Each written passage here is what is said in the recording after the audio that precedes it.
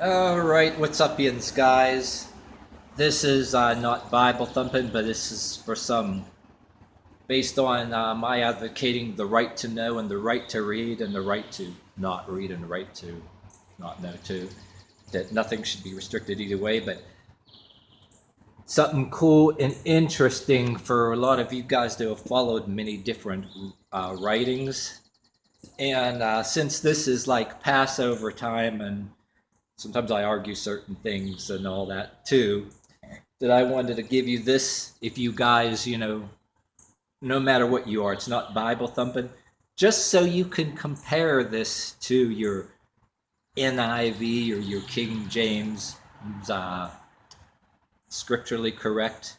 And I believe in the right to read this stuff because there's people out there that are diehard Bible thumpers, okay, and oh, you shouldn't read this stuff. It's not. It doesn't fit the narrative of being what do you call it, scripturally correct. And there's like a difference between atheism and then the rebelling and the right. There's also a right to read and look at other stuff. But okay, so I'm gonna go to this part because since this book is Jubillees, the Little Genesis. And this is a very long chapter, and I'm just going to do the Passover part, okay? And because this one chapter, because so you guys have been educated in anything biblical at all in your days that you can read, okay? So you can compare it, for the sake of arguments and trivial things. But so I'm going to go ahead with this chapter right here, and I'm going to start it out, and you want to compare it, okay? And this is based on a lot of my theories too. That a lot of things are what I said in some of my videos are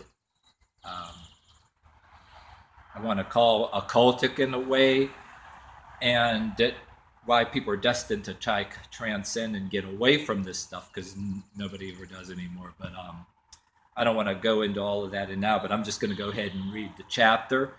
It's based on some of my theories, and this book says it too. And it does clash with certain other people's popular disciplines and theories and all that stuff too. And if you want to read more about this chapter, unlike the King James scripturally correct version, unlike Genesis and Exodus, Jubillees has a good part explanation of Enoch in here and what Enoch did, and validates your right to read Enoch. So, all right, okay, on with it. I wanted to do this another year, and just because of Passover time, and not that I am say, this is not Bible thumping. It's the right to explore and the right to read. Just one chapter. Because this is the Passover, this is why I picked this chapter, okay. All right, here we go. And in the 6th year of the 3rd week of the 49th Jubilee, you went and lived in the land of Midian, and you stayed there a week. In the 2nd year, in the 50th Jubilee, and you yourself know that the Lord said to you on Mount Sinai, and what Prince Mastema tried to do with you when you were returning to Egypt. On the way, when you met him at the lodging place, did he not try his very best to kill you and deliver the Egyptians from you? When he saw that you were sent to execute judgments and vengeance on the Egyptians, and that I delivered you from him, and you performed the signs and portents which you were sent to perform in Egypt against Pharaoh and against his whole household, against the servants and against his people. And the Lord took a fearful vengeance on them for Israel's sake. And he plagued them with blood and frogs, lice and dog flies, and with festering boils. Their cattle died. All their cattle died. He destroyed with hailstones everything that they had grew, and locusts ate what the hailstones had left. And he plagued them with darkness and death. of the firstborn, the death of the firstborn of men, of animals, and all their gods, and the Lord took vengeance and burned them with fire. And everything was arranged through you that you should declare these things before they were done. And you spoke with the king of Egypt in the presence of all his servants and presence of his people, and everything happened just as you had said. 10 great and terrible judgments came on the land of Egypt to execute vengeance on it for Israel. And the Lord did everything for Israel's sake in accordance with his covenant he made with Abraham, according with the covenant of Abraham, that he would take vengeance on them, that they had enslaved them. And Prince Mastema set himself against you and tried to get you into Pharaoh's clutches. And he helped the Egyptian sorcerers, and they set themselves up against you, and you did the best they could. For although we let them do the evils, we did not allow them to affect their cure. And the Lord struck them with boils, and they were not able to stand against you. For we destroyed them, so that they could not perform a single sign. And yet, in spite of all these signs and marvels, Prince Mastema was not put to shame, because he encouraged the Egyptians to pursue you in all the might of Egypt, with their chariots and their horses and all their forces of people of Egypt. And I stood between the Egyptians and Israel, and we delivered Israel from him and from his people. And the Lord brought them through the middle of the sea, and it was dry land, and all the people were brought in pursuit of Israel. The Lord our God threw them into the sea, into the depths of the abyss beneath the Israelites, just as the people of Egypt had thrown their children, just as the people of Egypt had thrown their children into the river, he took vengeance on 1,000,000 of them. So, in other words, Pharaoh, wanted population control and did a purge. So, vengeance, some of their people were eventually killed. He took vengeance on 1,000,000 of them, and 1,000 strong and active men were destroyed for each babe in arms from among your people that they had thrown into the river. On the 14th day, on the 15th and the 16th, and on the 17th and the 18th, Prince Mastema had kept bound, and on the 18th, Prince Mastema had been kept bound in chains. Let's say that again. On the 14th day and on the 8th, Prince Mastema had been kept bound in chains behind the Israelites, so that he could not harass them. And on the 19th, we let them loose, that they could help the Egyptians, encourage them to pursue the Israelites. And he made them obstinate and stubborn. The plan was devised by the Lord our God, so that he could strike the Egyptians down and throw them in the sea. And he bound them on the 14th day, so that he could not harass the Israelites. On the day they asked the Egyptians for ornaments, clothing, and silver and bronze, and to despoil the Egyptians in return for slavery they had forced upon them. So they did not bring the Israelites out of Egypt empty-handed.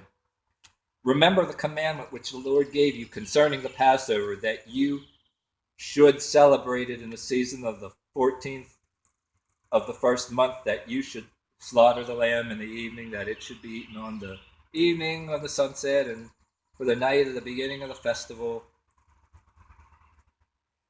For this here it is. For this was the night, the beginning of the festival of rejoicing. You were eating the Passover in Egypt. Let's say this again. You were eating the Passover in Egypt, when all the powers of Mastema had been let loose to kill all the firstborn of the land of Egypt. Now let's read that again, based on my theories that before I ever, read Jubillees, there was something, when I was younger and a teenager, I knew there was something about these. Like, it ain't just God directly does it. My thing, it was like in the book of Job. The devil come to Job, you know what I'm saying? and get permission. So it's not God that does it. It's almost like, okay, they didn't listen to God, so the devil's talking to God, and God's doing okay, But in Job's things, it was different. But okay, so so here it is. For the first night, the beginning of the festival, the beginning of rejoicing, you were eating the Passover in Egypt, when all the powers of Mastema have been let loose to kill the firstborn in the land of Egypt, from the firstborn of Pharaoh to the firstborn of the captive maid, and at the meal of the cattle, at the meal to the cattle. And this is the sign that the Lord gave them, that they should not enter any house with intent to kill, on the doorpost that they saw the blood of the yearling lamb, but they should pass it by, so that all those in the house might be preserved, because the sign of the blood was on the doorposts. And the powers of the Lord did everything just as the Lord commanded them, and they passed over all the Israelites, and the plague did not touch them or destroy so much as a single man, beast, or dog among them. But among the Egyptians the plague struck savagely, and there was a house in Egypt without its dead. There was not a house in Egypt without its dead and weeping and lamentation.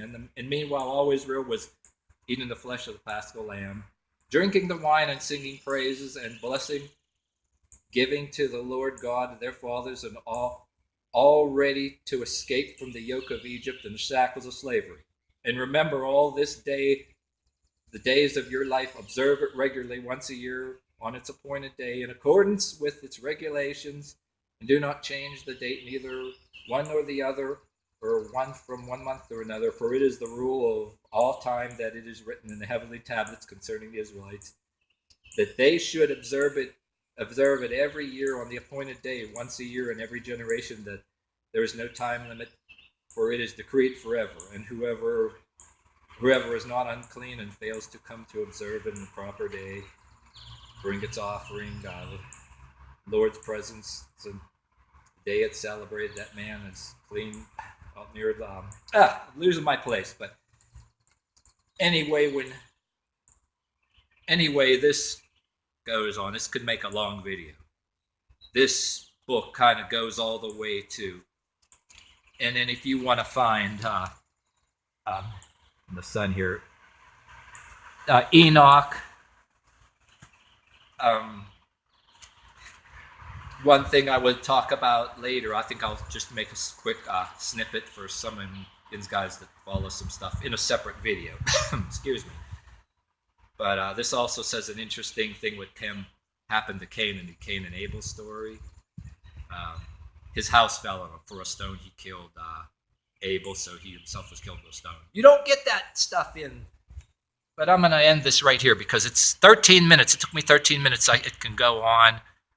It goes a long time, and invite you can find this, okay?